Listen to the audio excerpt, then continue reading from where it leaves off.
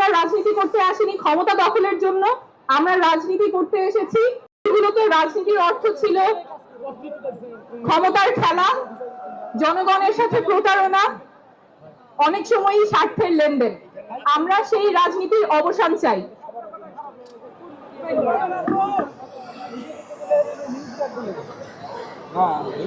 আমরা এমন রাজনীতি করতে চাই যেখানে শুধুমাত্র কোনো ব্যক্তি বা পরিবারের স্বার্থ সংরক্ষিত হবে না, রাজনীতি হবে মানুষের পাশে দাঁড়ানো, জনগণের কথা বলা। কারণ আমরা রাজনীতি করতে আসিনি ক্ষমতা দখলের জন্য, আমরা রাজনীতি করতে এসেছি জনগণের ক্ষমতা জনগণকে ফেরত দেবার জন্য।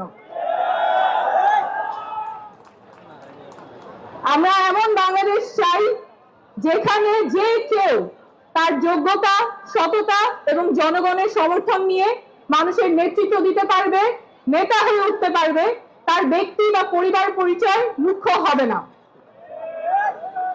আমরা এমন বাংলাদেশ চাই যেখানে ক্ষমতা শুধুমাত্র কোনো ব্যক্তি বা পরিবারের কুক্ষিগত থাকবে না, ক্ষমতা থাকবে জনগণের হাতে।